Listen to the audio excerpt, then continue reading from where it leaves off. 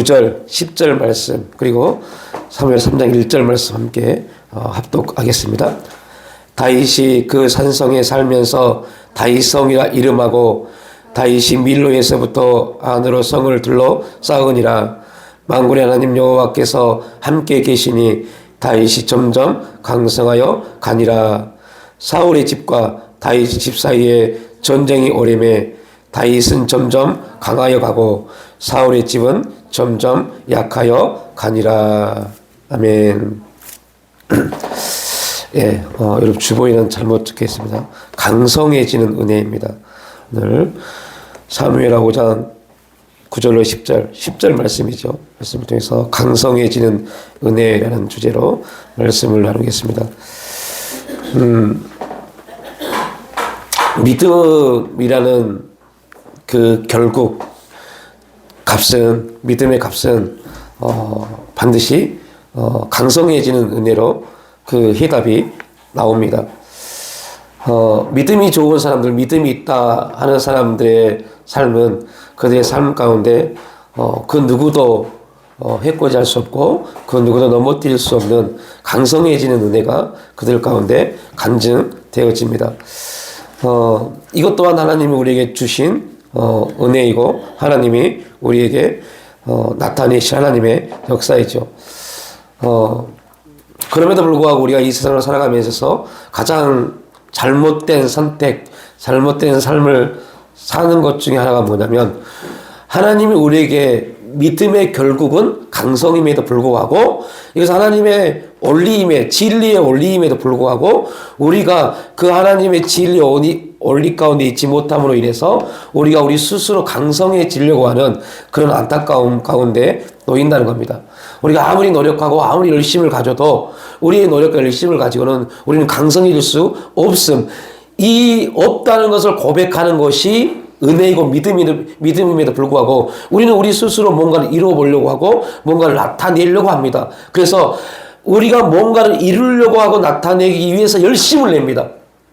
우리의 열심은 하나님이 우리를 통해서 당신을 나타내시기 위한 그 도구로서 열심히 해야 되는데 우리의 노력과 열심으로 뭔가를 이루어보려고 하는 열심을 갖는 것, 이게 죄입니다. 그러나 우리가 이 세상의 삶의 원리 가운데 놓여서 살다 보니 그것이 죄임에도 불구하고 죄인지 깨닫지 못하고 당연히 사람이 그렇게 사는 것이 당연한 게 아닙니까? 라고 말합니다. 열심히 사는 게 뭐가 문제입니까? 우리가 열심히 살고 최선을 다해 살아서 우리가 좀 높아지는 게 뭐가 잘못입니까? 라고 말합니다. 이 세상의 삶의 가치에서는 잘못이 아닙니다. 그러나 이 세상은 거짓입니다. 거짓이 말하는 거짓 가운데 있는 모든 삶은 다 거짓입니다. 근데 문제는 뭐냐면 그냥 거짓이 아닙니다. 그 거짓을 다스리고 있는 존재가 사탄이라는 겁니다. 거짓을 다스리는 존재가 사탄인데 그 거짓된 삶이 우리에게 삶의 기준이 됨으로 인해서 우리가 열심히를 다해서 최선을 다해서 사는 그 삶 때문에 하나님과 잘못된 문제에 빠지게 된다는 거죠. 이것이 죄인데 우리는 이 영적인 논리, 기본적인 논리를 알지 못하니까 왜 이것이 죄입니까? 라는 문제에 빠집니다. 그래서 결국은 하나님이 그 인생은 점점 약해지는 삶의 원리로 바꿔버립니다. 아무리 노력하고 아무리 열심히 살아도 해도 끝이 아니라 해도 약해지는 삶을 삽니다. 그런데요, 믿음으로 우리가 나아갈 때 육신의 눈으로 볼 때는 점점 약해지는 것처럼 보입니다. 해도 안 되는 것처럼 보입니다. 그런데 믿음의 사람은 결국 강성해지는 역사로 나타납니다. 다윗이 우리에게 그 증거를 보여줍니다. 다윗이 사울을 그 광야에서 죽일 수 있는 기회가 2번 있어서 죽였다면 다윗은 이러한 고통, 어려움을 당하지 않을 수도 있었습니다. 그러나 다윗은 하나님께 기름 부음 받은 자를 내가 어찌할 수 있느냐 하면서 사울왕을 2번이나 살려줍니다. 그 결과가 다윗은 육신의 눈으로 볼 때는 점점 약해집니다. 심지어 다윗도 고백하잖아요. 내가 사울을 2번을 이렇게 살려주면 사울이 변화받아서 나를 해하지 않을 거 그렇게 생각했는데 2번을 살려줬음에도 불구하고 사울은 더 강성해져서 육신의 눈으로 볼 때요 더 악해져서 내가 더 이상 이 이스라엘에서 살 수 없게 되었구나 라고 하면서 블레셋 땅으로 도망을 가잖아요. 그 믿음의 사람도 온전히 눈을 뜨고 하나님의 섭리 안에서 하나님의 역사하심을 일하심을 우리가 알지 못하면 그렇게 고백할 수밖에 없습니다. 와, 이렇게도 안 되는구나. 하나님을 믿고 하나님께 온전히 의지해도 안 되는구나 라고 착각하게 만듭니다. 이것 또한 누구의 짓이에요? 사탄의 짓입니다. 사탄이 우리의 생각을 통해서 계속 참소합니다. 너 안 된다니까? 네가 아무리 노력해봐, 아무리 하나님을 믿고 의지하고 하나님을 바라보고 믿음으로 가봐, 네 인생이 될 것 같아? 라고 계속 참소합니다.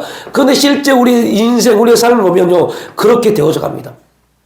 하나님을 의지하고 하나님을 바라보고 하나님을 온전히 붙잡아도 우리의 삶이 풀리지가 않아요.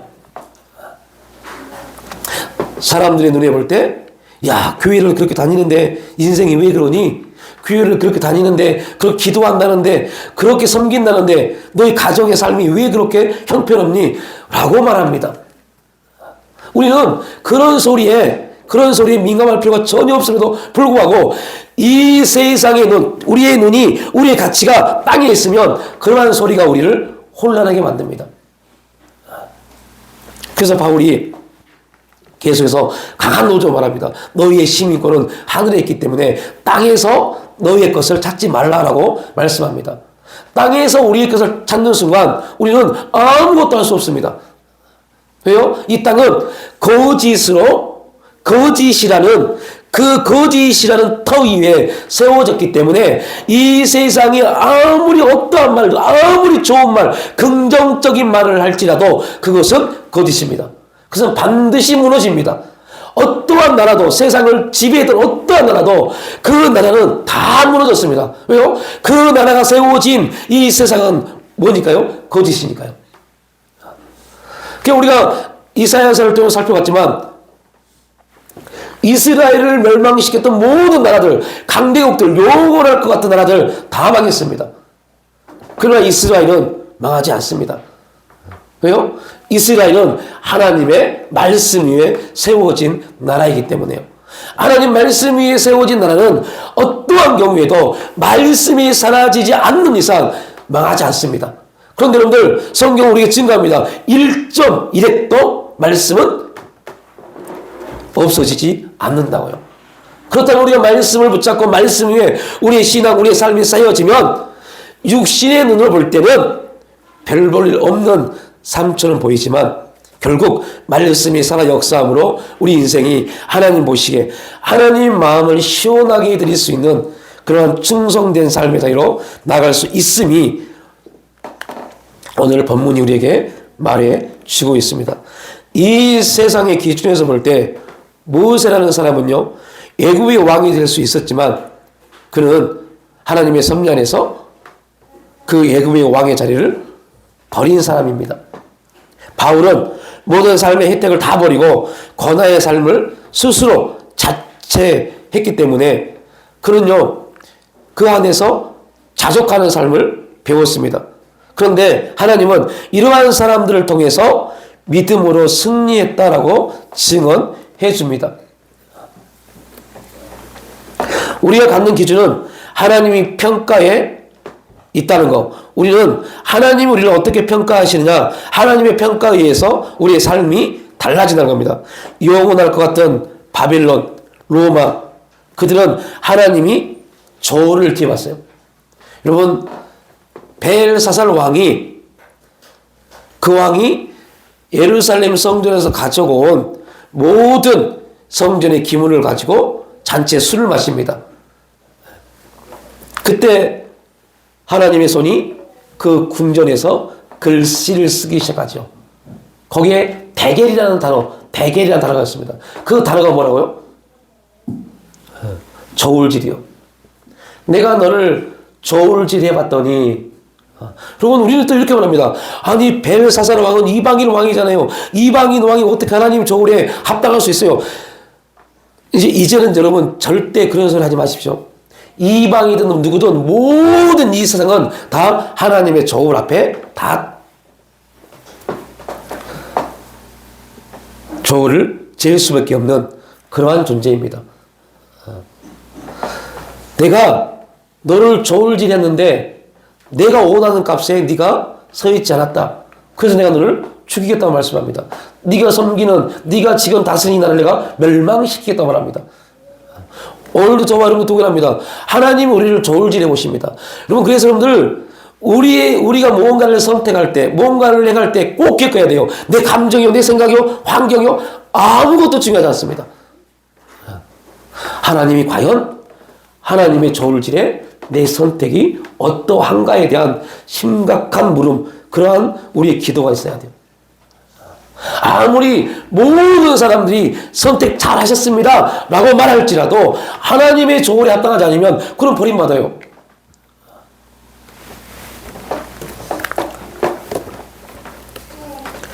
추수감사 주일 예배를 준비하면서 8월달부터 되게 많이 기도했어요. 하나님 어떠한 본문을 가지고 어떠한 말씀을 나눌까요?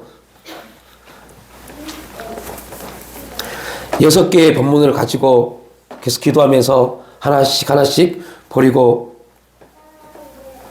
최종적으로 마태복음 13장 말씀과 오늘 사무엘의 말씀을 가지고 기도하는 가운데 오늘 사무엘하 5장 말씀을 하나님이 이 말씀으로 너희들이 나눴으면 좋겠다라는 감동을 주셔서 9월 달부터 이 말씀을 주안을 잡기 시작했습니다.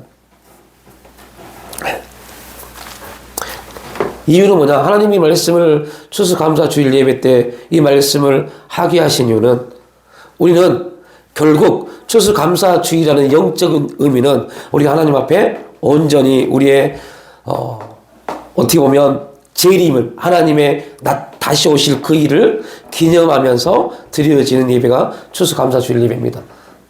결국 추수감사는 우리의 신앙의 열매를 하나님 앞에 예수님 앞에 펼쳐 놓는 겁니다. 그때 예수님이 오셔서 우리를 보시고 우리에게 있어야 할 열매가 있지 않으면 예수님이 이렇게 말씀하십니다. 다시는 너에게서 열매를 보지 못할 것이다. 그러면 그 다음날 그 나무는 어떻게 돼요? 말라 비틀어져 버려요. 결국 우리는 하나님이 기뻐하시는 예수님이 원하시는 열매가 있어야 돼요. 그러면 그 예수님이 기뻐하시는 열매가 있기 위해서 어떻게 해야 되는가? 오늘 우리에게는 다윗의 삶을 우리에게 말씀을 하고 계십니다. 사도행전 13장 22절에 보면 이렇게 다윗을 평가합니다. 패하시고 다윗을 왕으로 세우시고 증거하여 가라사대 내가 이새의 아들 다윗을 만나니 내 마음에 합한 사람이라 내 뜻을 다 이루게 하리라 하시더니 여기서 합하다라는 말에는 두 가지 의미가 있습니다. 첫 번째는 연결되었다라는 의미입니다. 하나님과 다윗은 연결되어 있었습니다. 이것을 우리는 뭐라고 그래요? 만남이라고 합니다. 하나님과 우리의 만남은 하나님과 우리가 만나지면 우리는 계속적으로 하나님과 우리가 어떻게 되죠? 연결되어 있습니다. 다윗은 항상 하나님과 그의 마음의 생각이 연결되어 있었습니다. 다윗은 하나님과 인격적 관계를 맺었습니다. 우리의 신앙생활에 있어서 가장 중요한 주제가 바로 하나님과의 관계입니다. 두 번째, 합하다는 말의 두 번째는 연합이란 말과 묻고 행하였다라는 의미를 가지고 있습니다. 다윗은 그의 삶을 평가할 때 다윗은 항상 하나님과 묻고 하나님 앞에 행하는 모습을 볼 수 있었습니다. 묻고 행하는 삶이 연합된 삶입니다. 왕으로서 얼마든지 자신의 뜻대로 행할 수 있는 자리에 있었음에도 불구하고 다윗은 하나님께 계속 물었습니다. 다윗과 같은 사람도 하나님과 연결되어진 하나님 앞에 하나님 마음에 합한 다윗도 계속 묻고 행했는데 우리는 어떻게 했어요? 여러분 어떻게 하실래요?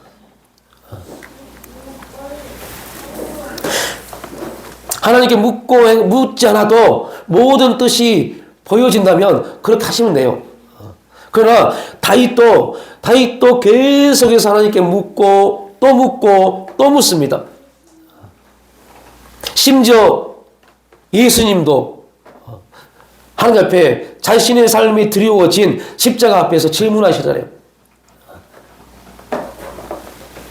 사도 바울도 계속 성령의 인도 가운데 묻고 성령의 인도함을 통해서 사역의 길로 나아가는 모습을 볼 수 있습니다.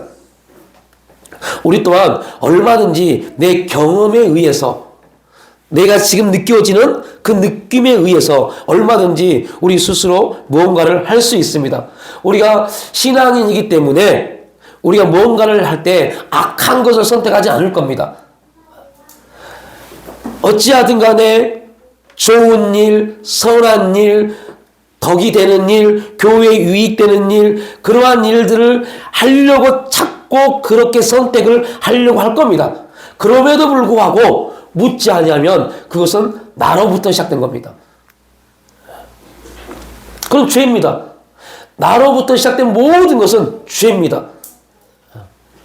그래서 우리가 믿음이 성장했다는 말, 우리 신앙이 성장했다는 말은 뭐에 의해서 평가된대요?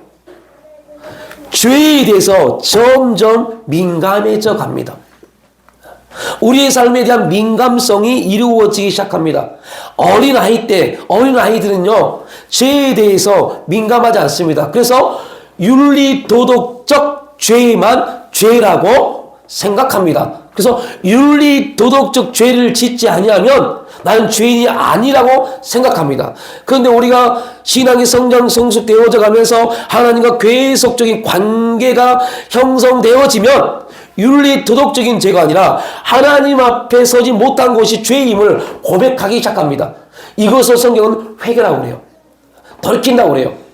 그런 삶을 살아야 돼요. 그래야만 우리가 우리의 생각과 우리의 감정이 매이지 않습니다.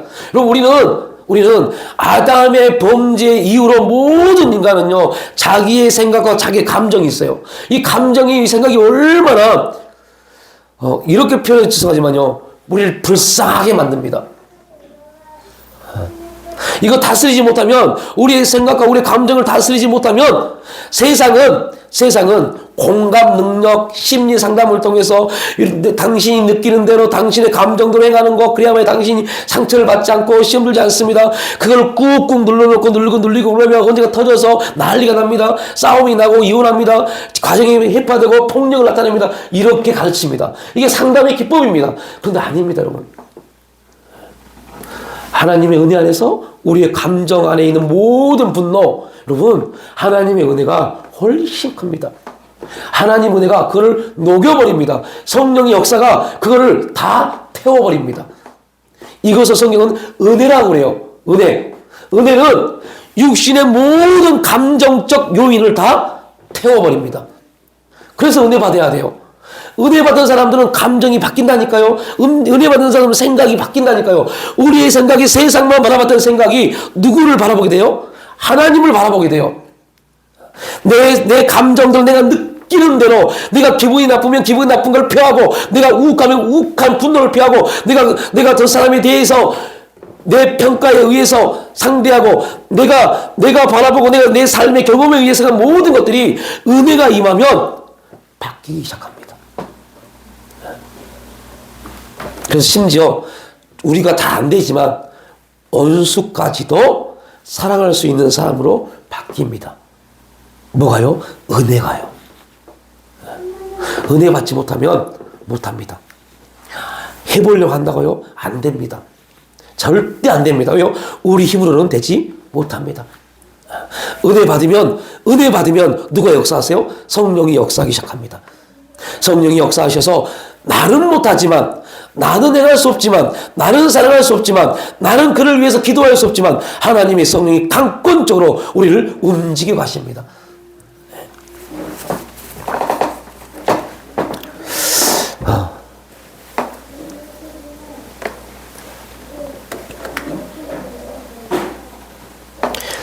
하나님의 평가는 그렇게 우리에게 이루어집니다. 하나님의 마음에 들지 않게 살면, 하나님 마음에 들지 않게 살면 그를 폐하십니다. 그의 마음에 드는 사람을 하나님은 등용하여 사용하십니다. 이스라엘의 수많은 왕들을 평가할 때, 왕들을 평가할 때요, 그들의 정치력이나 그들이 그 시대에, 그가 다스린 시대의 경제가 어땠고, 나라 살림이 어땠고, 이거로 평가하지 않았습니다. 우상 숭배를 하는 왕은 오직 하나님 보시기에 악했다. 오직 하나님만 섬기는 왕은 하나님 보시기에 선했다. 이 두 가지로 평가합니다. 여러분, 이스라엘의, 그러니까 남유다와 북이스라엘이 나뉘어지고 가장 번성했던 시대는요, 아방시대입니다. 아방시대가 남유다와 북이스라엘 통틀어서 가장 경제적으로 번성했던 시대입니다. 또 정치적으로도 아방에 엄청난 권력 안에 있었기 때문에 정치적으로도 아무런 문제도 없었습니다. 그런데 하나님이 평가할 때 북이스라엘의 왕을 평가할 때 너는 다윗의 길을 따르지 않고 누구의 길을 따랐다고 그래요? 아합의 길을 따랐다고 합니다. 여로보암과 바하사와 아합의 길을 따랐다. 가장 악한 왕이 아합입니다. 가장 정치적으로, 군사적으로, 경제적으로 가장 강성했던 나라가 아합이 다스렸던 시대인데 하나님은 그때를 가장 악한 시대라고 말합니다.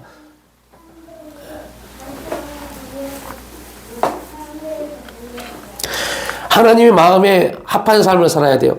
우리가 하나님 마음에 합한 삶을 살기 위해서 우리가 오직 우리의 삶의 중심에는 오직 누구요? 하나님만이 우리의 삶의 중심을 다스리고 계셔야 됩니다. 우리의 모든 삶의 결정권이 우리한테 있으면 안 돼요. 누구한테 있어야 돼요? 하나님께 있어야 돼요. 그래서 여러분들 다시 말씀드리면 안 들려도 상관없어요. 들리지 않아 하나님의 음성이 안 들려지고 하나님의 뜻이 보이지 않고 이거 아무것도 중요하지 않습니다. 중요한 것은 여러분 내가 지금 뭔가를 선택하기 위해서 하나님께 물었다가 중요한 겁니다. 지금 수백 번 말씀을 드립니다. 그것이 우리가 들리지 않고 보이지 않고 느껴지지 않고 잡히지 않아도 내가 하나님께 묻고 행했다면 이것은 하나님의 뜻 가운데 하나님의 역사가 이루어집니다. 그러나 아무리 좋게 보여져도 묻지 않고 행하면 그 행함은 나로부터 시작되기 때문에 하나님은 그 행함에 대해서 반드시 선악간의 책임을 물어오십니다. 여러분 이게 되게 무서워요. 너무너무 무서워요. 이러한 것들을 조금 영적인 실적인 분에서 설명을 해드리면 좋을 텐데 두려워할까 봐 말씀을 못 드리겠어요. 여러분 그래서 여러분들 우리 뭔가를 선택하고요. 그 선택에 따라서 하나님이 우리 가운데 나타내시는 일이 얼마나 무서운지 아세요?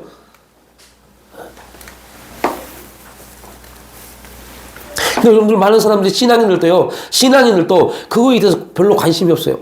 그냥 지금 내가 힘드니까 힘든 거지 뭐. 지금 내가 내가 어떠하기 때문에 이러한 일이 있는 거지라고 착각합니다. 아닙니다. 결코 그렇지 않습니다. 이 믿는 그룹이든 믿지 않는 그룹이든 이 모든 세상의 흐름은 다 하나님의 섭리 안에서 하나님의 뜻에 합당하게 하나님이 계획하신 대로 움직여 갑니다.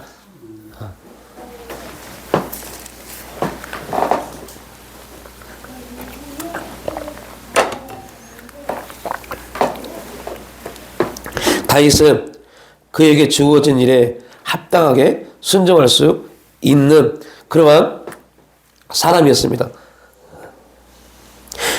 이 부분이 되게 중요한 또한 메시지입니다. 사무엘하 5장 12절 말씀에 보면 다윗이 여호와께 자기를 세우사 이스라엘 왕으로 삼으신 것과 그 백성 이스라엘의 그 나라를 높이신 것을 아니라. 다윗은 왜 하나님이 자기를 왕으로 세우셨는지를 알았다고 말씀을 하고 있습니다. 왜 세웠는지를 알았다. 우리도 마찬가지입니다. 하나님이 왜 우리를 부르셨는지를 알아야 돼요. 저와 여러분을 왜 부르셨을까요? 우리를 부르신 목적이 뭡니까? 많은 사람들이 이렇게 말합니다. 복음 증거하라고요. 맞습니다. 그러나 그게 아닙니다. 그거는 부르심에 있어서 하나의 일이지 그것이 목적이 아닙니다. 우리를 부르신 목적이 뭐예요? 잃어버린 하나님 형상을 회복시키기 위한 목적입니다. 하나님의 형상을 회복시키려고요. 그러면 우리가 하나님의 형상이 회복되어지면 어떤 일이 벌어집니까? 하나님의 형상이 회복되어지면 하나님이 시키시다. 원래 하나님이 인간에게 주시고자 했던 한 인간의 삶에 대한 삶을 살 수 있는 능력을 갖게 됩니다. 하나님이 인간을 창조하시고 심히 보기 좋았더라. 그 보기 좋은 게 뭐였습니까? 다스리고 정복하고 충만한 삶이요. 생육하고 번성하는 삶이요. 그런데 우리가 하나님 형상을 잃어버려서 이걸 잃어버린 겁니다. 이 삶을 살지 못한 겁니다. 다스리지를 못해요. 자기도 못 다스리고 자기가 주어진 삶도 다스리지 못합니다. 그러니까 누가 다스리세요? 사탄 마귀가요. 이 문제에 우리가 빠져버렸어요. 충만하지 못합니다. 하나님의 성령으로 충만하지 못하니까 이 세상의 충만함이 우리의 생각을 나를 지배하기 시작합니다. 그래서 먼저 하나님이 우리에게 말씀합니다. 너희가 잃어버린 하나님의 형상 예수 그리스도를 통해서 하나님의 형상이 회복되어지면 어떤 일이 벌어집니까? 성령님을 통해서 충만함과 정복함과 다스림과 생육과 번성하는 역사를 이루어 주십니다. 그래서 생육과 번성이 가장 나중에 나옵니다. 생육과 번성, 이거는 두 가지 의미가 있죠. 자녀를 출산하는 부분도 있지만요. 어떠한 부분이 있어요? 복음이요. 나를 통해서 복음의 열매를 말합니다. 그런데 복음의 열매가 이루어지기 위해서 뭐 해야 돼요? 먼저 충만해야 돼요. 성령으로 충만해야 돼요. 성령으로 다스림을 받아야 돼요. 성령으로 정복함을 가져야 돼요. 이것이 이루어져야만이 생육과 번성하는 역사가 이루어집니다. 그런데 우리는 성령 안에 있지도 않고 그냥 즉시로 복음을 증거하는 것이 사명을 하고 막 교회에서 가르치고 전도해야 된다. 복음을 증거하는 사람이 복음이 뭔지도 모르는데요. 여러분, 우리의 삶이 성령 안에서 하나님의 형상이 회복되어진 우리가 성령 안에서 행할 때 그때 복음은요 우리를 통해서 흘러가게 되어 있습니다. 이러한 복음의 역사가 우리 가운데 이루어져야 돼요.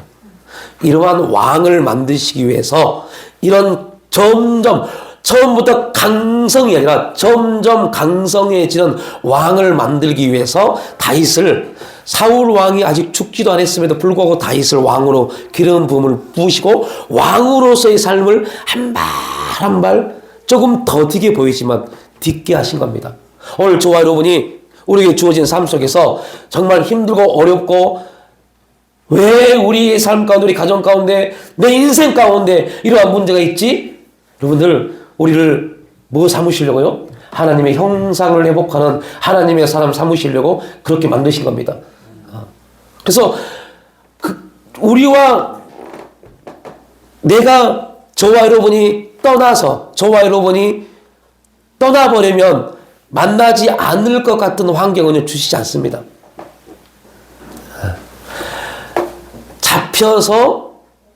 그 환경에 잡혀서 고통 가운데 하나님 앞에 부르질 수밖에 없는 환경만 하나님이 우리에게 주십니다. 참, 그래서 어떤 목사님은 이렇게 표현해요. 하나님은 얄궂다라고요. 아세요? 우리의 마음을. 너는 이 환경을 주어도 이 환경에서는 떠나지 못할 거야. 그 환경만 주십니다. 그리고 거기서 우리를 계속적으로 빚어가십니다. 그런데 그럼 두 부류의 사람이 나옵니다. 빚어가시는데 빚짐을 받지 않기 위해서 계속 하나님을 멀리하는 사람이 있습니다. 그런 사람을 되지 않기를 축복합니다. 그런 환경 가운데 계속 주 앞에 엎드려 기도하면서, 여러분 혹시 어제 다니엘 기도 들어보셨습니까? 기도의 능력으로 우리가 변화받습니다. 기도의 능력으로 변화받는데, 우리가 기도했기 때문에 변화된 게 아니라 우리가 기도하면 하나님이 우리에게 역사하기 때문에 그 역사를 통한 변화가 이루어집니다. 그래서 기도하는 겁니다. 그래서 우리를 기도할 수밖에 없는 하나님의 환경을 하나님이 허락하신 겁니다. 그래서 그 환경을 통해서 우리가 기도하면, 우리가 거기서 기도하면 처음에는 어떤 기도를 해요? 바꾸어 주세요. 변화되게 해주세요. 하나님 응답해 주세요라고 기도합니다. 그러나 기도가 되어지면요, 바꾸어 주세요라는 기도를 하지 않습니다. 하나님의 역사가 이루어지기 시작하면 바꾸어 주세요가 아닙니다. 하나님, 제가 그를 용서하고 영접하고 끌어안도록 우리를 변화, 성장, 성숙시켜 주라고 바뀌기 시작합니다. 우리가 바뀌어져야 돼요. 내가 바뀌지 않으면, 여러분이 바뀌지 않으면 절대 안 바뀝니다. 왜요? 나를 변화시키려고 이 환경을 주셨는데 우리는 나는 변화 안 되고 그 사람을, 그 환경이, 이 사람이, 내 남편이, 내 아내가, 내 자녀들의 문제로 봐버려요. 하나님은 누구를요? 나를 변화시키려고요. 나를 온전케 하시려고요. 나를 온전케 하시켜서 이러한 남편, 이러한 부인, 또 저러한 자녀들을 우리 가정에 주신 겁니다. 그리고 그 환경을 통해서 주님, 내가 부서지고 이게 얼마나 안타까운 기도입니까? 왜 내가 이 사람 때문에 내 감정이 부서지고 내 생각이 부서지고 내 인생이 부서져야 됩니까? 우리는 이게 인간적인 논리입니다. 그런데 하나님은 부서져야 돼. 그 환경 때문에 네가 빨리 부서지고 빨리 무너지고 빨리 낮아지면 내가 너를 통해서 이전에 맛보지 못한 나의 선하심을 네가 맛보도록 내가 역사할게라고 주님은 우리에게 말씀하십니다. 이게 하나님의 역사입니다. 이 역사를 보지 못하면 우리는 계속 비판하고 저주하고 비난하고 손가락질하고, 그런데 그 비판과 비난과 손가락질이 나에게 돌아올 거라고 생각지 못합니다. 어린아이들의 모습입니다. 어린아이들은 자기들이 하는 것을 모릅니다. 그래서 그 일이 자기에게 어떻게 돌아올지를 알지를 못합니다. 그래서 막 합니다. 성장하는 사람들은요, 우리가 이사야서를 통해서 한 가지를 그렇죠. 성장했다는 말, 우리가 성숙했다는 말은요, 안목이 열린다고 그랬죠. 안목이 열립니다. 볼 수 있는 능력이 있으니 안목이 열립니다. 처음 말씀드린 게 아닙니다. 2주 전에 말씀드렸죠. 안목이 열립니다. 이게 성장의 첫 번째입니다. 두 번째는요, 성장한 사람들이 나타나는 특징이 있어요. 안목이 열리고 또 하나는요, 이해하기 시작됩니다. 이해가 되어집니다. 왜 우리가 이해하지 못했을까요? 왜 저와 여러분이 환경과 상황을, 이 대인관계, 이 문제를 이해하지 못했을까요? 보지 못했기 때문에요. 보여지지 않았기 때문에요. 하나님이 그 일하심이 보여지지 않았기 때문에 이해가 안 되는 겁니다.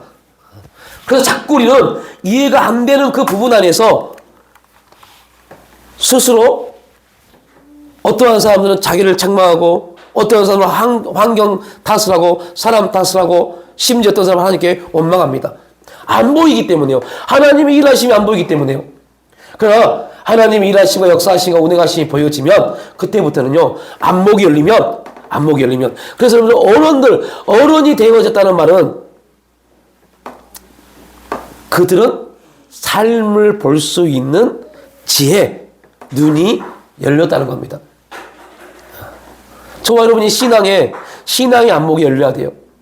그래야만이 보여집니다. 와, 하나님의 일하시며, 그게 안 보여지면요, 하나님의 일하심 맨날 외쳐도 일하심이 안 보여서 그것 때문에 원망하고 불평할 수밖에 없다니까요. 그것 때문에 답답하다니까요. 여러분들, 이스라엘 백성들이 홍해의 기적을 경험하고 엄청난 기적을 경험했음에도 불구하고 그들의 눈에는 뭐가 안 보였어요? 호렙산 바위에, 그 바위 속에 숨겨있는 하나님의 거룩한 물이 보이지 않았어요. 물이 안 보이니까 물이 없다고 그들은 뭐예요? 원망하고 불평한 겁니다. 보여지는 시각 안에서 물이 없었어요. 그러나 영적인 안목, 하나님이 어떠한 분이십니까? 그는 홍해를 갈리신 분입니다. 그 하나님이 그 물 주시 못하실까요? 그 안목이 열렸다면, 그 기적을 통해서 그 안목이 열렸다면 그들은 원망하지 않았을 겁니다. 안 열리지 않았기 때문에, 보이지 않았기 때문에 그들은 원망한 겁니다. 우리도 마찬가지입니다. 믿음의 눈이 열리지 않으면 하나님이 일하심이 안 보이니까, 왜 내 인생은 이럴까? 왜 우리 가정은 이럴까? 왜 우리 자녀들은 소망도 없고 비전도 없고 이럴까? 왜 내 남편은, 내 아내는 이럴까? 맨날 이렇게 말한다니까요. 안 보이니까. 하나님 일하심이 안 보이니까. 왜 나는 해도 안 될까? 이렇게 말한다니까요. 그런 인생은 가장 불쌍한 인생입니다. 왜요? 그 인생은 진짜 찾아보면 하나님을 인격적으로 만난 경험이 없어서 그래요. 하나님과의 연결고리, 하나님을 만난 적이 없기 때문에 하나님의 역사하심을 인정하지 못하는 겁니다. 그래서 여러분들, 예수님의 모든 기적 중에 첫 번째 기적이 뭡니까? 요한복음 2장이요. 물이 포도주가 되는 사건이요. 그 사건을 통해서 하나님의 제자들에게 뭘 보여줍니까? 하나님의 영광이요. 하나님의 영광을 그들에게 보여주었습니다. 이게 기적의 첫 출발입니다. 우리가 하나님의 영광을 봐야 돼요. 하나님이 일하심을 볼 수 있는 눈이 열려야 돼요. 그래야만이 하나님을 인정합니다. 하나님을 인정합니다. 우리가 하나님을 인정하지 못하면 하나님도 우리를 인정하지 않습니다. 빨리 저와 여러분이 은혜 안에서 하나님이 이미 우리의 눈을 열어주셨어요. 열어주셨기 때문에 우리는 누구를 믿어요? 예수 그리스도를 믿는 겁니다. 이걸 디테일하게 설명하면 다음 걸 못해서, 다윗은 이 사실을 알았기 때문에 계속적으로 그는 누구를 의지할 수밖에 없었어요? 하나님을 의지할 수밖에 없었어요.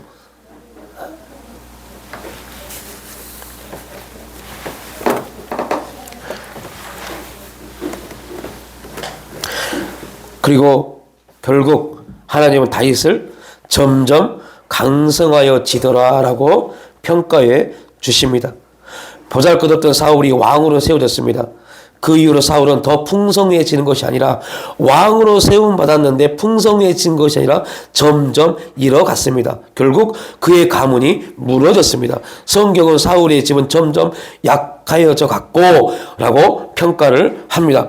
저와 여러분의 삶이 다윗과 같이 하나님 마음에 합한 자가 되어 점점 강성해지고 주님을 닮아 주님이 이루시고자 하는 그 사명의 자리에 나갈 수 있기를 축복합니다. 그러기 위해서 우리는 하나님께 묻고 행하는 삶을 살아야 됩니다. 사무엘하 2장 1절 말씀을 보면요, 그 후에 다윗이 여호와께 물어가되 내가 유다 한 성으로 올라가리이까? 여호와께서 가라사대 올라가라. 다윗이 가라되 어디로 가리이까? 가라사대 헤브론으로 갈지니라. 철저하게 올라가야 됩니까? 올라가라. 그럼 어디로 갈까요? 그냥 올라가면 되지. 올라가라는 음성을 들었기 때문에 내가 볼 때 가장 좋은 길로 올라가면 됩니다. 그런데 그 다음도 묻습니다. 그러면 어디로 올라가야 될까요? 라고 묻습니다. 그러니까 하나님이 헤브론으로 가라라고 말씀합니다. 이렇게 저와 여러분이 하나님과의 관계성 속에서 철저하게 묻고 행하는 일들이 이루어져야 돼요. 네. 다윗은 자기 혼자 결정하지 않았습니다. 하나님께 물었습니다. 여러분, 또 이렇게 말씀하신 분들에서 교회는 민주주의다. 교회는 민주주의가 아닙니다. 그럼 독재입니까? 독재도 아닙니다. 교회는 하나님주의입니다. 하나님이 맞다 하면 그냥 맞는 겁니다. 왜요? 가장 옳으시고 선하시고 합당하신 분이 하나님이시기 때문에요.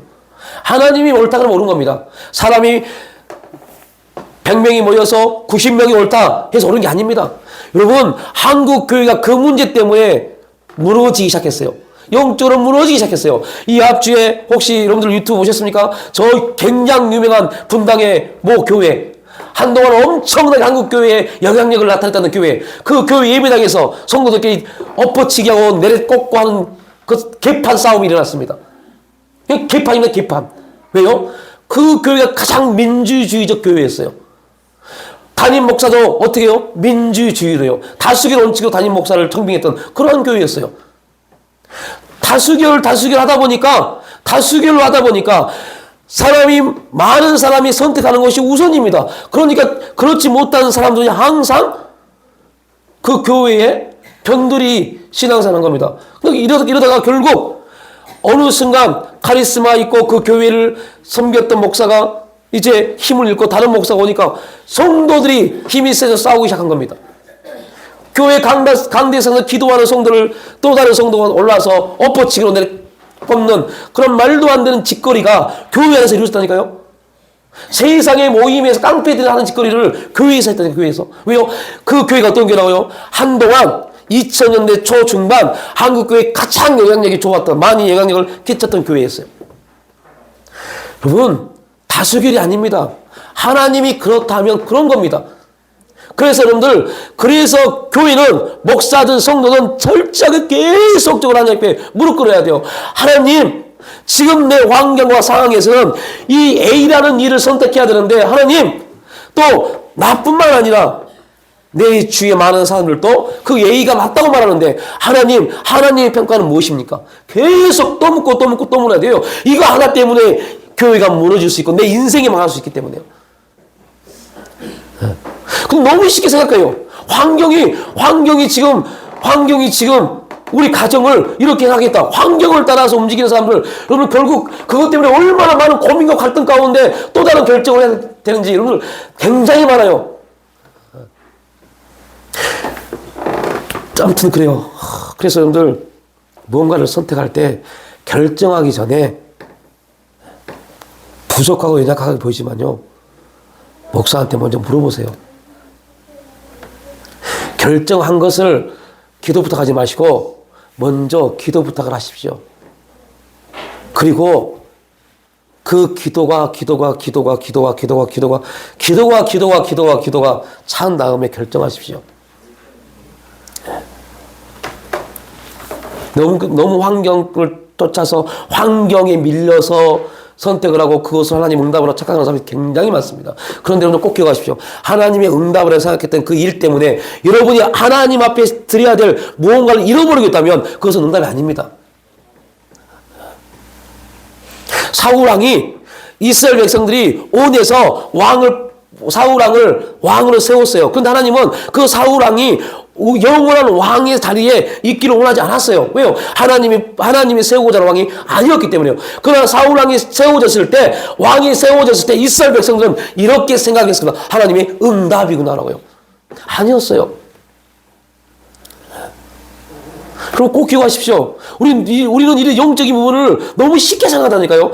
그 선택 하나 때문에 1년, 2년, 10년 후에 우리가 어떠한 책임이 물러지고 그 때문에 우리가 얼마나 고통 가운데 또 부르짖어야 될 그 일 때문에 10년 후에는 또 다른 비전을 향해서 기도해야 되는데 10년 후에 10년 전에 선택한 그 선택 때문에 10년 후에 이거에 대한 책임에 대한 기도를 한다면 얼마나 낭비된 시간입니까? 그래서 너무 많은 신앙인들이 이 일을 이해도 안 하려고 하고 환경이 그러니까 그런 거죠. 이렇게 착각하다니까요. 아닙니다. 그래서 더 많이 주 앞에 무릎 꿇고 더 많이 기도하셔야 돼요. 더 많이 물으셔야 돼요. 그리고 그럼에도 불구하고 여러분 신중하셔야 돼요. 하나님 앞에서요. 그냥 신중한 게 말고요. 하나님 앞에서요. 너무 많은 그런 분들을 너무 많이 봐요.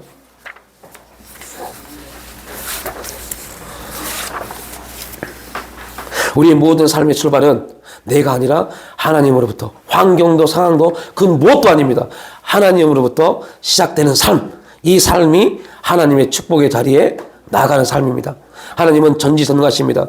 하나님은 내 형편과 처지를 다 아십니다. 다 아십니다. 그래서 우리가 환경을 통해서 뭔가를 결정할 때 동일합니다. 우리의 형편과 처지 안에서 환경을 바라봅니다. 그러면 안 돼요. 우리의 형편과 처지를 다 내려놓고 봐야 돼요. 내 형편과 처지가 지금 이러한데 그때 환경이 내 형편과 처지를 뛰어넘을 수 있는 어떤 환경의 메시지가 다 왔어요. 주어졌어요. 그때 이것이 응답이다 보면 큰일 납니다. 요나가 하나님의 명령에 의해서 니느웨 성으로 가야 돼요. 근데 요나가 기도합니다. 하나님 이럴 수 있습니까? 전 니느웨는 아수르의 수도이고 그 아수르가 우리의 북이스라엘 이스라엘을 얼마나 괴롭혔습니까? 그런데 하나님의 선자인 저를 니느웨를 보낸다고요? 말도 안 됩니다. 하고 기도했어요. 어떤 기도요? 내가 저 항구에 가서 니느웨와 정반대로 가는 배가 있으면 내가 그 하나님 응답을 생각하고 타겠다. 그런데 있었잖아요. 응답이 아니었잖아요. 우리는 이러한 문제에 빠져버려요. 내 환경과 처지를 가지고 응답을 바라보려다 보니까 잘못된 선택을 하는 겁니다. 그 결과가 요나는 어디에 빠졌어요? 바다에 던져지는 죽음의 길에 빠집니다. 그럼에도 불구하고 하나님의 은혜 가운데 큰 물고기가 요나를 삼켜서 3일 동안 그 뱃속에 있다가 다시 어디로요? 니느웨로 갈 수 있는 그 해변에 내뱉잖아요. 다시 이게 뭐요? 복음입니다.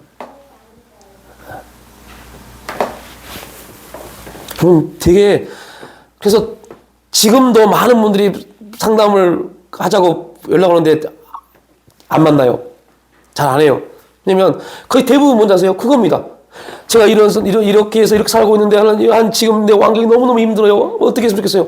그러면 답은 뻔해요. 다시 그때 이 사건이 있을 때로 돌아가서 왜 내가 이렇게 선택했는지, 이것을 왜 하나님의 역사라고 생각했는지를 생각해 보세요 라고 말해야 돼요. 그런데 그 말을 하면 깨달으면 좋을 텐데, 목사님 그게 아니라니까요. 지금이요, 지금. 아니 그러니까 지금 왜 그러한 일이 있었는지를, 그런 고민을 하고 있는지, 그 고민을 할 수밖에 없었던 그 환경으로 돌아가시라니까요. 그리고 그때부터 다시 보시라니까요. 안 하려고 해요.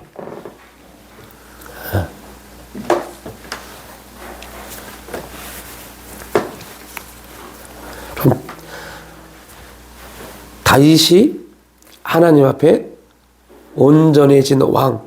그래서 유다의 왕들의 모든 기준은 다윗입니다. 심지어 하나님이 이렇게 말씀합니다. 내가 너를 멸해야 될 텐데 내 종 다윗에게 약속한 것이 있기 때문에 내가 너를 살려둔다고 말씀합니다. 기준이 누구예요? 다윗입니다.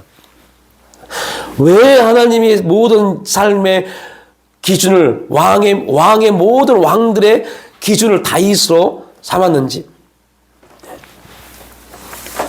그런 하나님 마음이 합한 자였고, 하나님께 계속 묻고 행했습니다. 그럼에도 불구하고 실수하고 실패하는 인생을 살았던 사람이 다윗입니다. 그러면 그는 즉각 회개하고 돌이켰습니다. 그랬더니 하나님이 어떠한 역사를 나타내요? 하나님 앞에 돌이키고 회개하고 하나님 앞에 철저하게 순종하고자 나갔던 다윗에게 하나님이 붙여주신 축복이 있는데, 그 축복이 뭡니까? 만남이요. 그때 만남의 축복이 이루어지는 겁니다. 영적인 실제에 있어 가장 중요한 메시지입니다. 저는 이 원리를 룻기에서 발견하였습니다. 하나님은 당신의 일을 행하시기 위해 거룩한 만남을 준비하시고 그 만남의 역사를 통하여 일을 행하시고 그것들을 만들어 성취해 가십니다. 나오미 가정이 모압으로 내려가는 거, 이것은 그들이 잘못해서 선택한 겁니다. 그러니까 똑같죠. 나오미 가정이 왜 모압으로 내려갔습니까? 그 당시의 형편과 처지를 보니 모압으로 내려가지 아니하면 안 될 것 같았어요. 그래서 모압으로 내려갔어요. 근데 놀란 거 보세요. 엄청난 사건입니다. 어떤 사건이냐? 그 당시에 나오미 가정의 형편과 처지는 베들레헴에 있으면 안 되는 처지였어요. 형편이었어요.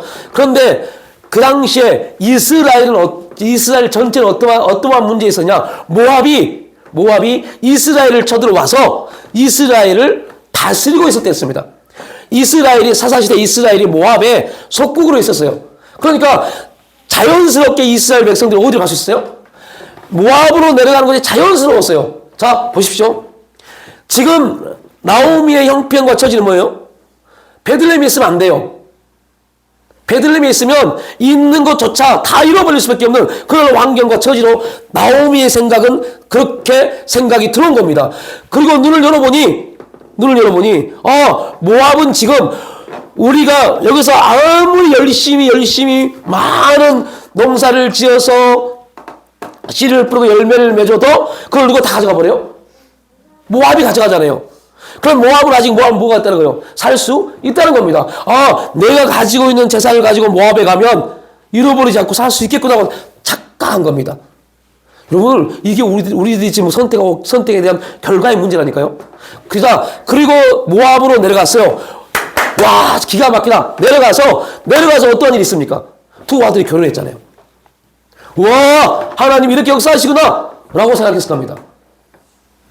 근데 거기에서 남편 죽고 두 아들 죽었어요. 그리고 나오미는 생각했을 겁니다. 왜 내 인생에 이러한 문제가 있을까? 왜 우리 가정에 이러한 문제가 있을까? 살기 위해서 모압으로 내려왔는데 결국 죽을 수밖에 없는 존재가 되어버렸네? 어떻게 하지? 뭘까 막 고민했어요. 이것을 우리 뭐라고요? 기도라고 그래요. 하나님을 찾는다고 그래요. 그때 하나님을 찾을 때 하나의 소식이 들려옵니다. 어떤 소식이요? 이스라엘이 모압에서 해방되었다. 누구를 통해서요? 두 번째 사사가 누군지 아시죠? 그 사사를 통해서 이스라엘이 모압에서 해방됩니다. 해방됐습니다. 그때 성경은 어떻게 말해요? 하나님이 베들레헴을 생각하셨다라고요. 하나님의 은혜가 이스라엘에게 다시 임합니다. 어디를 망하고요? 모압은 망하고요. 그래서 하나님이, 여러분 되게 웃기지 않으세요? 하나님이 이스라엘 백성들을 바벨론으로 포로로 보내서 바벨론에서 이스라엘 백성들을 강성하게 만들잖아요. 그러면 모압으로 내려간 나오미를 얼마든지 모압에서 뭐 할 수 있어요? 강성하게 만들 수 있으신 분이 하나님이십니다. 그런데 하나님은 이스라엘 백성들을 바벨론으로 포로로 보내신 분이 누굽니까? 이스라엘 백성들을 바벨론으로 포로로 보내신 분이 누구예요? 하나님이요. 그래서 하나님은 하나님의 뜻 가운데서 포로로 보냈기 때문에 거기서 강성하게 하신 겁니다. 자, 모압으로 내려가게 선택한 사람이 누굽니까? 나오미요. 그러면 나오미가 강성해지려면 어디로 가야 돼요? 다시 돌아와야 돼요. 어디로요? 이스라엘 자리로요. 모압으로 내려가서 나오미는 너무 많은 걸 잃어버렸어요. 뭘 잃어버렸어요? 하나님을 향한 예배를 잃어버렸어요. 하나님을 향한 예배를 잃어버린 그 나오미에게 하나님이 다시, 너는 모압에 있으면 결코 뭐가 회복되지 않으니까요. 하나님을 향한 예배자로 회복되지 않으니까 다시 베들레헴으로 돌아갈 수 있는 기회를 주신 겁니다. 그런데 나오미는 어떤 문제가 있습니까? 와, 큰일 났네. 가려고 딱 했어요. 하나님이 내 고향에 신방 오셨다, 찾아오셨다, 이 음성을 딱 듣고 돌아가려고 했더니 이방 며느리 둘이 딱 걸린 겁니다. 자, 여기에서 놀라운 하나님의 섭리. 이방 여인 두 며느리는 거기서 떨치고 왔어야 돼요. 근데 하나님은 로마서에서 사도 바울이 이렇게 말씀합니다. 그들이 어떠한 문제와 실수를 했을지라도 돌이키면, 하나님의 은혜로 돌이키면 그 실수의 어떠한 열매 또한 합력하여서 선을 이루신다고요. 이게 하나님의 은혜입니다. 돌이키지 않았다면 나오미는 두 며느리, 세 과부와, 시어머니 과부와 며느리 두 과부와 그렇게 아무런 소망도 없이 인생이 끝날 수 있었을 텐데, 돌이켜서 다시 돌아오니 룻은 뭐의 열매예요? 죄의 열매입니다. 잘못된 선택에 대한 열매입니다. 그런데 하나님이 그 열매를 통해서 나오미의 씨를 회복시켜 주십니다. 이게 하나님의 은혜입니다. 뭐 하면요? 돌이키면요. 그래서 그 돌이킴을 통해서 하나님은 누구를 만나게 하세요? 하나님의 족보이는 보아스를 만나게 하시잖아요. 그게 만남의 축복입니다. 돌이켜서 하나님의 뜻 가운데 나올 때 하나님은 거기에서 놀라운 만남을 허락하시고 그 만남을 통해서 생각지도 못한 역사, 인생을 만들어가 버리십니다. 여러분, 우리의 인생 가운데, 우리 가정 가운데, 삶 가운데 지금 도저히 해결될 수 없고 어떻게 할 수 없는 그러한 일들이 계속 우리를 억눌러 옵니다. 왜요? 뭐 하시려고요? 하나님이 생각지도 못한 일들을 우리 가정 가운데, 우리 여러분 인생 가운데 뭐 하시려고요? 나타내시려고요. 그래서 그 일을 우리가 생각하기도 싫은 일들을 만드신 겁니다. 그러면 어떻게 해야 돼요? 이거 해결하려고 발버둥 치면 안 됩니다. 이거 해결되면 저와 여러분이 뭐가 안 돼요? 하나님의 축복의 자리에 나가는 존재가 되지 못하잖아요. 하나님의 축복의 자리에 나가야 되는데 이게 해결돼 버리면 이거 해결됐네 끝나버리잖아요. 그럼 그 인생은 그냥 그거로 끝나버려요. 그러면 안 되잖아요. 그래서 하나님은 이 환경을, 내 형편과 처지 안타까움, 그 환경을 하나님은 그냥 그대로 두십니다. 그리고 하나님은 우리가 하나님 앞에 기도할 때 저 멀리에서 우리의 인생에, 하나님을 향해서 기도하는 우리 인생에 가장 합당한 역사를 이루시기 위한 만남을 준비하고 계십니다. 우리의 눈이 열려서 그 일이 보여야 돼요. 내 형편과 처지를 통해서 어떻게 해결해볼까? 이게 열리면 육신의 사람이 되고, 하나님이 저 어디에선가 하나님의 역사를 위해서 하나님의 사람을 준비하시고 역사하시고 인도하실 그 하나님의 거룩한 역사가 보여져야 돼요.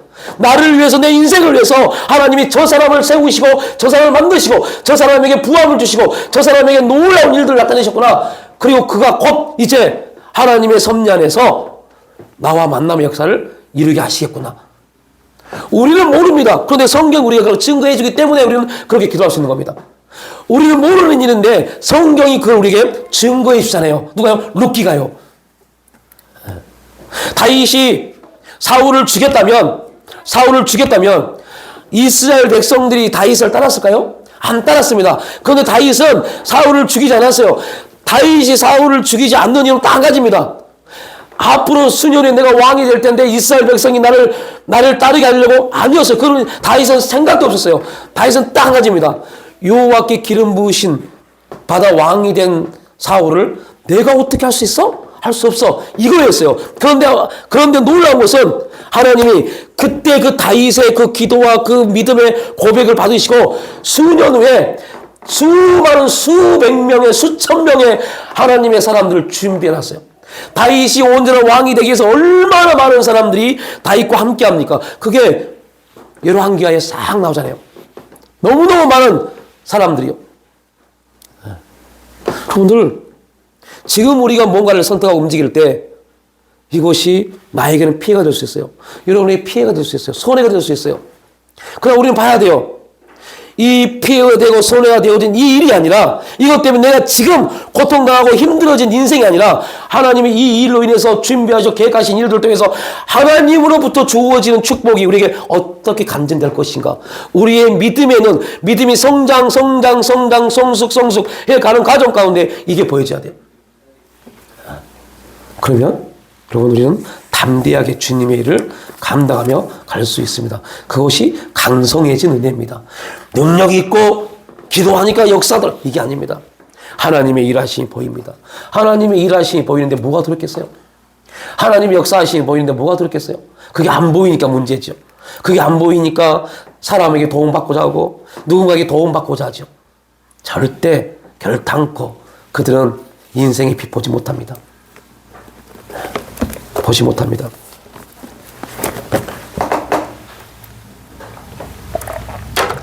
이렇게 결론을 줘보겠습니다. 지금 저희가 살고 있는 집에서 100m만 내려오면요. 2005년이죠. 그죠? 2005년 저희가 지하 단칸방에 살 때 정말 힘들게 살았던 삶, 그 집이 보여요. 그 집을 지나다녀요.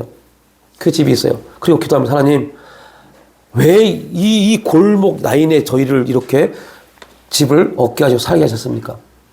그럼 이렇게 말씀합니다. 너 2005년 이 집에 살 때 저와 아내, 큰딸, 작은딸 4명이 살 때 여기서 벗어날 수 있을 것 같았니? 아니요. 근데 지금 너희가 살고 있는 집과 이 집을 비교해봐라. 이 일을 행하시는 분이 누구냐? 너였니? 아니요. 네가 했던 게 뭐가 있니? 이 집에서 벗어나기 위해서 네가 했던 게 뭐가 있니? 아무것도 없었습니다. 그래, 내가 지금 이 집과 비교할 수 없는 그 집에 너희 가정을 살게 하는 이유는 내가 너희 가정을 통해서 행한 일들을 간증하게 하는 목적이다. 여러분, 그래서 간증과 감사는요, 지나온 일들을 돌아보면서 하는 게 감사와 간증입니다. 내 지나온 일을 보면서 와, 하나님이 이 일을 하셨구나 라고 진실되게 고백하는 게 감사입니다. 지나온 일을 보고 정말 하나님 이렇게 하셨구나 감사할 수 있는 사람이 앞으로 하실 일을 바라보고 감사할 수 있습니다. 이거 감사 못하면 이것도 감사 못합니다. 내 인생은 왜 이런 인생이 됐나? 나는 왜 이런 삶을 살았나? 나는 왜 이런 남편을 만났고 이런 아내를 만났고 내 자녀들 왜 이럴까? 내 부모는 왜 이럴까? 이런 사람들은요, 결국 감사도 없는 인생을 삽니다. 교회인이기 때문에, 성도이기 때문에 감사한금을 드릴 수 있을 수 있어요. 그러나 감사 없는 인생으로 끝나버려요. 그래서 하나님은 이스라엘 백성들에게 꼭 절기가 되면 어떻게 하십니까? 추수상절, 초막절이 되면, 지금 우리 추수감사절, 초막절이 되면 이스라엘 백성들을 어디로 보내요? 광야로 보냅니다. 초막을 짓고 일주일 동안 살게 합니다. 하나님이 너희 조상들을 어떻게 이 광야에서 40년을 먹이고 입히고 인도하셨는지를 기념하고 감사하라. 이게 초막절입니다. 하나님의 역사하심을, 하나님의 인도하심을, 하나님의 일하심을 오늘 고백하는 사람 에베네셀, 그가 임마누엘과 여호와 일의 축복을 고백할 수 있어요. 그들을 성경은 이렇게 평가합니다. 믿음으로 강성해졌다라고. 이러한 간증이 있기를 주님 이름으로 축복합니다. 아버지 하나님, 다윗을 통해서 이 거룩한 역사를 봅니다. 다윗을 통해서 우리의 삶이 강성해지는 역사가 있기를 원합니다. 축복하시기 도하여 주시옵소서. 감사드릴 때 예수님의 이름으로 기도 올려옵나이다.